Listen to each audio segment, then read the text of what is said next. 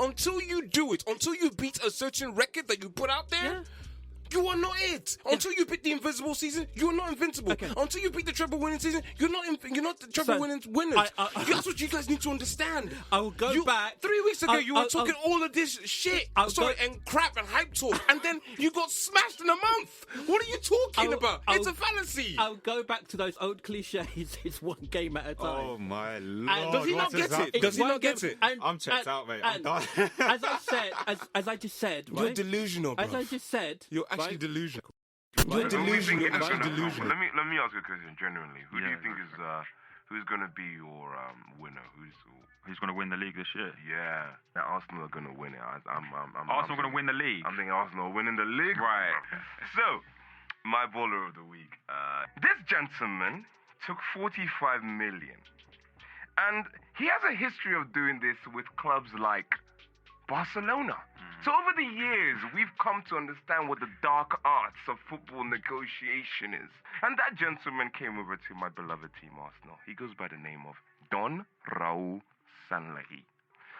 This summer, he has taken 45 million, or whatever they say that we had, and put together the transfer of Martinelli, Pepe, Ceballos on loan, Tierney, David Luiz, and has completely restored all faith.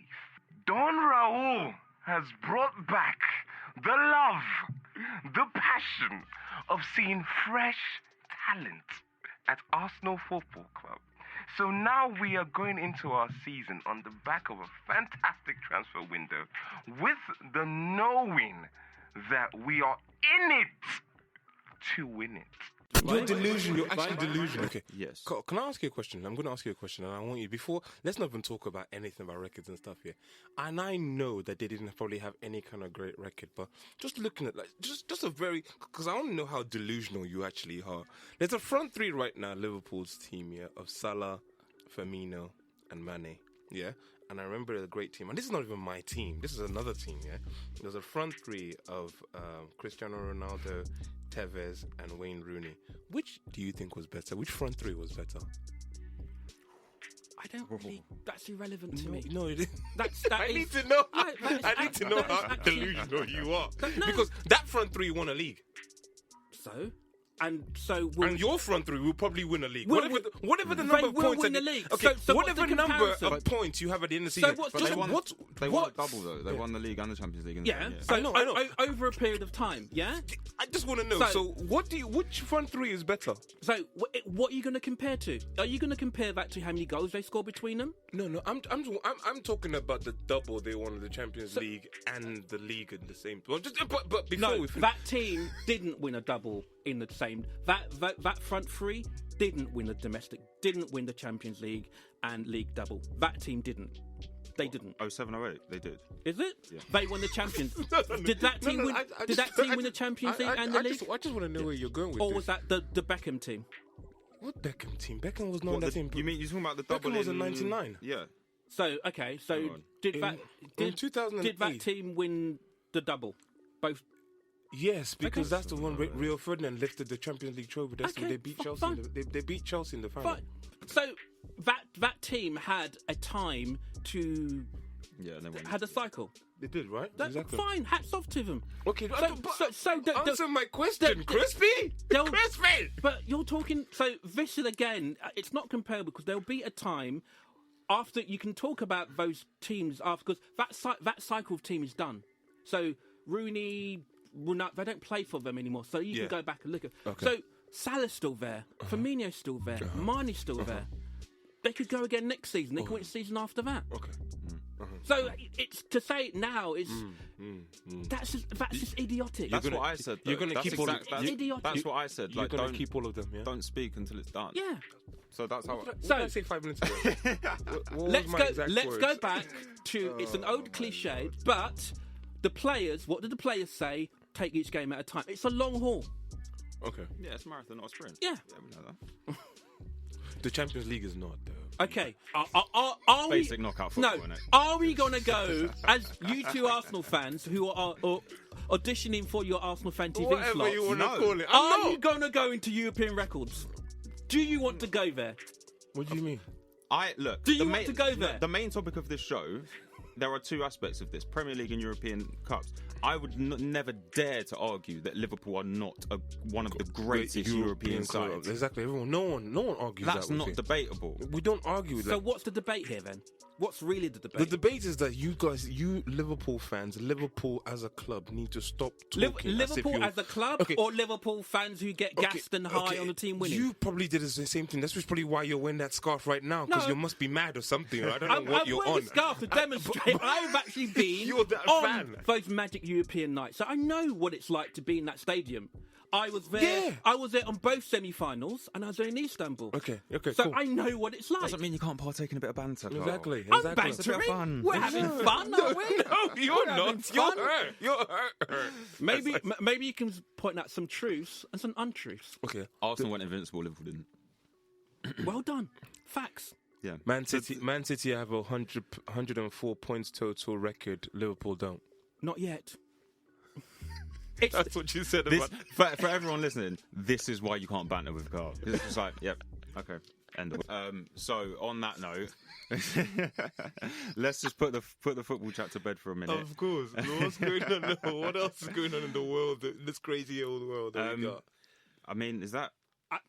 No. Yeah. I think we're heading to Baller of the Week, man. Already? Yeah. Oh, right. It's Okay. flown by. Oh, wow. That is.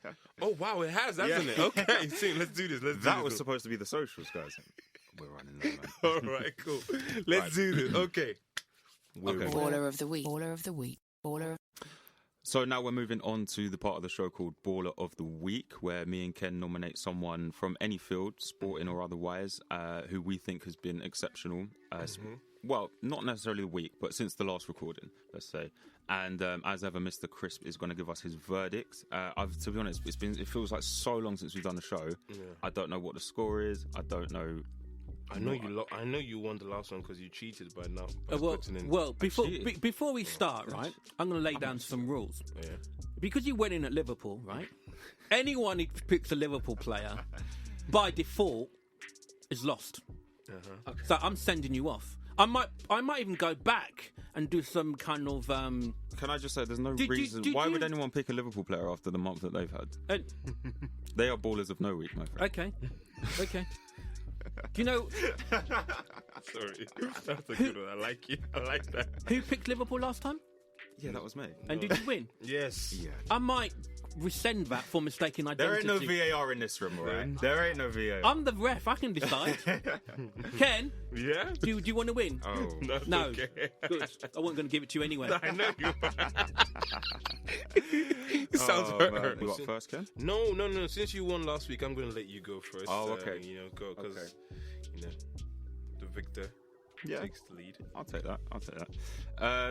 So, by the time this comes out, it's already kind of old news already. But I'm going to go for Tyson Fury as my...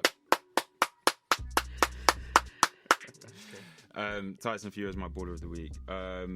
Putting aside, the actual fight itself, obviously, he destroyed Wilder. Like, I think Deontay Wilder, the fight between Deontay Wilder and Tyson Fury was a rematch. And the first one ended in a draw. And still don't really know how Fury should have taken that win. But yeah, he basically played Wilder at his own game. He took the fight to him. He was on the offense. This big right hand that Deontay Wilder supposedly got. I mean, he caught him a couple of times, but it never really got a look in.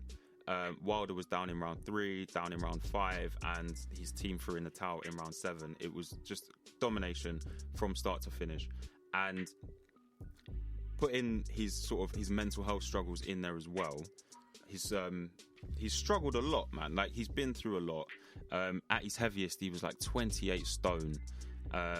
This was already when he was sort of he was at the top of the game, wasn't he? And he had to vacate the belts. He only really got back into boxing just for the fitness element of things. He never really intended to actually fight again. And here he is, man, champion. And I'm so hyped for him v AJ. But yeah, that's another day. I just think, everything that he's been through, his sort of suicidal thoughts and all this kind of stuff. The stuff that a lot of people can relate to. He's just a humble guy, a homely man. He loves his family. Just wants a quiet life.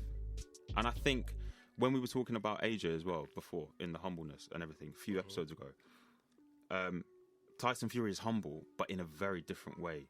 And I can't really put it into words, but there's just like a grittiness. Like, he's obviously the Gypsy King. Like, he's lived a life. And there's now the comeback king as well, I guess. So yeah, Tyson Fury is my baller of the week.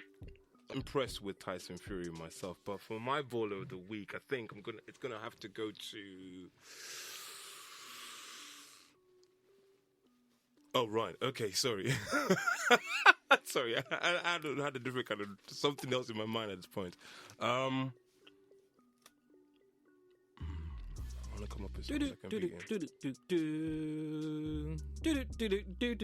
be. Countdown. You know what? I don't have anyone. Sorry, I don't have. I was gonna drop a favorite music artist of mine. So you know what? I'm gonna give it to you by default because I have to because Tyson Fury. Because I wanted to use Tyson Fury myself, and it really because no one outside of sport, AJ, but since AJ for his perfect speech at the Queen's Commonwealth dinner. Yeah, but it's not the same. Tyson Fury, it's the same category, and until they fight, you can't really put up Tyson Fury and AJ. You know what I'm saying? So let's give it to Tyson Fury, man, because Tyson Fury was the obvious. I think, and the fact that he took. No, that's the thing. Like, as you were speaking, like, I kind of feel bad even taking it as a victory. Just give it to Tyson Fury. I'd say give it to Tyson Fury. It's not versus anyone. It's just Tyson Fury. Tyson Fury is the baller of the week of that month. He is the baller. At the moment, yes. Unless he wants to fight coronavirus. He won that fight, right? Because he won that fight, but somebody said to me before, who do you think is going to win? And I said, I actually said Tyson. Yeah. I said Fury's going to win. And it's like, no, he's knockout punch. And I said, Tyson is the superior boxer. And he won, in my humble view of boxing, on something my old Wing Chun teacher used to teach us. Mm-hmm. It's about footwork. Oh, yeah. It's about footwork. Boxing is like 95%. It's about footwork. Yeah. And I knew he had superior footwork to Wilder, and he won because of it. So we're going to give it to Tyson Fury. And I'll say for you, Ken, if this was your Arsenal Fan TV audition tape, and you had to come up with something and you didn't, boy, you better start again. But Tyson, who was like? I like that. All right, cool. So yeah, on that note, we are going to Robbie hit me up. We're going to be wrapping up the show there, guys. Many thanks for listening again. Hopefully there aren't too many offended Liverpool fans, but come at me, come at Ken, or at me if you want to. Twitter, I am at JRMakesBeats, Instagram, j.r._beats, and you boys, Instagram Carl is at Carl_crisp, Instagram for Ken at that.guy.ken. Of course. And the shows. The shows. Beats and Balls. Beats and Balls. The N. That's Facebook. N Balls. That's Facebook. Is that Facebook or Instagram? Instagram is Beats and Balls because they don't allow the ampersand. That's it. And Facebook is Beats and Balls. There we go. Balls, of course. Thanks for joining us for another show, guys, and we will be back next time. But until then, Ballers out.